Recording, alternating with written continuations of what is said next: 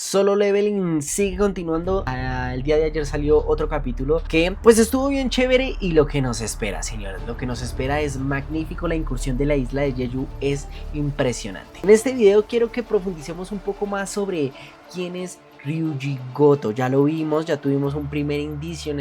este capítulo que salió el día de ayer, pues donde básicamente vemos a Ryuji Goto como es el que lidera a este gremio de cazadores que pues básicamente vienen de Japón. Recordemos que la cuarta incursión a la isla de Jeju, que es lo que vamos a ver al final de la temporada de Solo Leveling, básicamente se trata de que van a incursionar en una especie de mazmorra tipo S, una mazmorra brutal donde ya se han tratado de hacer 3 incursiones y donde no ha salido exitosa. Siempre han habido algún muerto, algún fracaso y demás, y ya se espera que pues esta incursión sea la definitiva, porque pues las hormigas que habitan allí o los monstruos que habitan allí pues como que se están yendo a otros países. Por eso vemos, y esto lo vamos a ver seguramente del próximo capítulo, donde en el momento de la incursión pues hay diferentes armadas tanto de China como de Corea del Sur, como haciendo una especie de cerca para que no escape ningún monstruo. Y es que resulta que para la incursión o la cuarta incursión de la isla de Jeju han enviado como una especie de gremio japonés para apoyar esta incursión, liderada por Ryuji Goto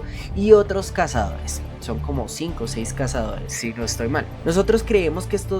ellos fueron allí como para una especie de apoyo a Corea del Sur, pero hay un propósito mucho más oscuro detrás. Y aunque Ryuji Goto lo vemos como una persona o un cazador que es como serio, como calculador, pues sí tiene cierta soberbia interna, porque al momento en el que empieza a ver todos los cazadores de Corea del Sur, sí los ve como seres inferiores a él. Inclusive está muy confiado de su poder y muy confiado del poder de los cazadores que lidera o los cazadores de su gremio. Entonces básicamente aquí vimos en el capítulo del día de ayer como 2 grupos de cazadores, los cazadores de Corea y los cazadores de Japón, tienen una especie de enfrentamiento, y como al momento en el que Chae-in golpea a Kumamoto, este empieza como a tener una especie de sed de sangre, pues decide atacar ya de manera letal a Chae-in, y aquí es cuando debe interceder Jinwoo. Aquí viene lo importante, y es que Ryuji Goto empieza a ver, y desde el primer momento en el que Jinwoo entra a la habitación, Ryuji lo ha detectado y ha preguntado inclusive de qué clase de cazador es, y le han dicho que es un cazador mago, pero algo no cuadra con la descripción, y es que Jinwoo demuestra ser todo lo contrario a un cazador tipo mago. Resulta que este decide retar a Jinwoo. Él básicamente decide retar a Jinwoo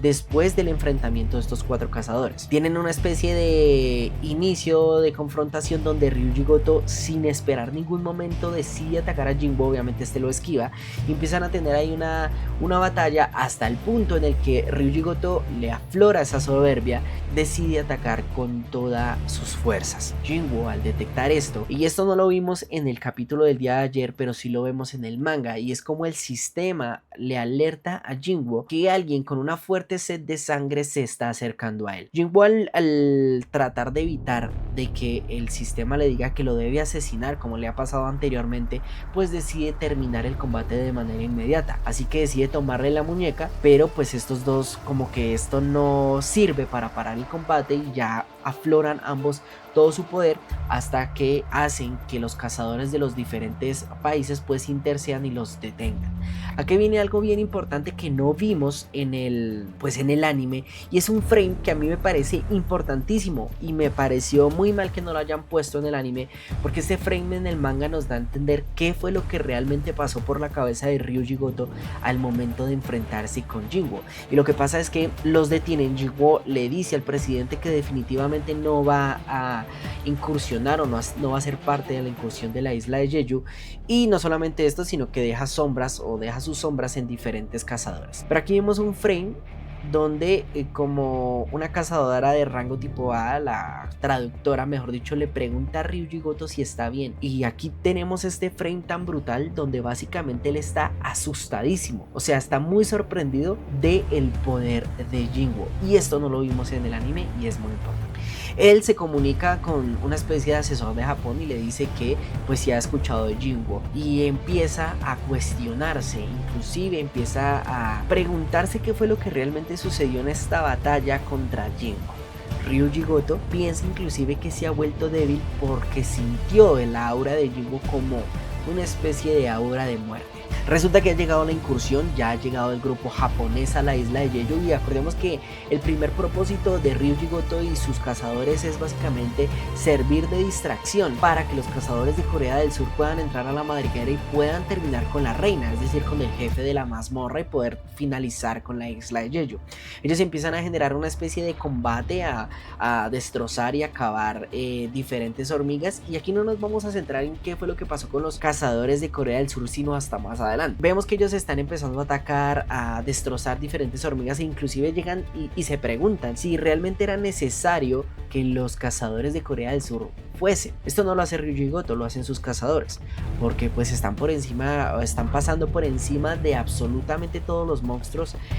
pues que habitan allí. Aquí vemos una parte bien importante, y es la aparición de Beru, que nos vamos a saltar esa parte donde eclosiona su huevo y demás, y es que hay 3 cazadores que están terminando con las hormigas, y de repente una dice que va a sanar a otro cazador, no menciono los nombres porque los nombres son, no me acuerdo, y de repente Beru lo decapita, y bueno, decapita a los otros 3. Después viene otro grupo para ver qué ha sucedido con estos cazadores y los decapitan también, básicamente los terminan matando. Creo que sobrevive uno, que es el que le da las noticias, o es el que pues básicamente le comenta a Ryuji, otra cazadora, qué fue lo que ha sucedido, y Beru se va a la madriguera buscando al rey. Acá tiene una batalla con los cazadores de Corea del Sur, es cuando mata al healer, al sanador, y posteriormente empieza a preguntar quién es el rey, quién es el rey. Beru, o en este caso la hormiga más poderosa de la isla de Jeju, lo que quería hacer era buscar quién era el ser más poderoso de allí, básicamente quién era el rey, quién era el que lideraba con su poder a todos los humanos.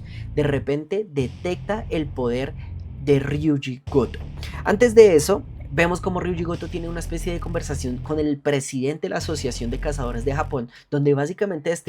aquí se nos revela cuál era el verdadero propósito de pues enviar a los cazadores de Japón a Corea. Era básicamente, querían medir el nivel de poder de los cazadores tipo ese de allí, para ver si en algún momento Japón podría llegar a dominarlos. Y pues de alguna u otra forma sí vemos en primera instancia que los cazadores de Japón son más fuertes que los de Corea, debido al primer enfrentamiento que vimos en el anime, de cómo todos pasan por encima de los coreanos. Si no es por Jinwoo, que obviamente pues es nuestro prota, es el que esto definitivamente pues hubiese servido para que Japón en algún momento hubiese invadido a Corea. Y ese era el plan principal, y también nos da una pequeña señal de que otro propósito era que Ryuji Goto se volviera una especie de cazador de rango nacional. Ese es el rango superior, donde por ejemplo vamos a tener a Richard Ritz, creo que se llama uno, y Thomas Andre, que estos los vamos a ver muchísimo más adelante, y querían que Ryuji Goto pues básicamente se volviera un cazador de rango nacional. No se puede, y aquí es cuando en medio de toda esa conversación detectan el poder, ellos, los cazadores de Japón, y ven a Beru frente a ellos, y aquí es donde vemos un enfrentamiento entre Beru y Ryuji Goto. No lo vemos directamente, es decir, en el manga no hay frames de la batalla entre Goto y Beru, pero sí vemos que al momento antes de enfrentarse con el monstruo, Goto siente que la misma aura de Beru le hizo sentir lo mismo que aquella batalla con Jinwoo. Ese frame que les comento que es importante, me parece que aquí hace que se vuelva aún más relevante. Si en algún momento lo vemos en el anime, que seguramente va a pasar, pues no vamos a entender. Ese frame después del enfrentamiento entre Jinwoo y Ryuji Goto es básicamente el mismo frame, o es la misma emoción que transmite Ryuji Goto cuando se enfrenta con Beru. Aquí pues básicamente Beru decapita, pasa por encima de Ryuji Goto, y así es como el cazador que se esperaba que se volviera de nivel nacional o de rango nacional, aquel cazador japonés, pues fallece o muere o lo matan básicamente. No tuvieron ningún tipo de oportunidad contra Beru, ninguno de los cazadores tuvo ningún tipo de oportunidad con él, y ya saben que al final pues Beru vuelve a la madriguera donde estaban todas las hormigas, junto con la hormiga o la reina hormiga, que básicamente está a punto de morir, y así es cuando empieza ya el enfrentamiento entre Jinwoo y Beru, pero eso lo vamos a ver en otro video. Ryuji Goto, a mi parecer, es un personaje bien interesante, se ve y se siente en su aura, o en el aura que transmite, que es un cazador muy soberbio, muy confiado, que ve a los demás como seres inferiores, inclusive no solamente a los cazadores de Corea del Sur, sino también a a sus mismos cazadores, y que lo único que tienen como propósito pues es básicamente cumplir con las órdenes que se le ha dado. Y pues nada amigos, espero les haya gustado este video. Si fue así, no olviden darle like, suscribirse, compartirlo y nos veremos en un próximo video. Hasta luego.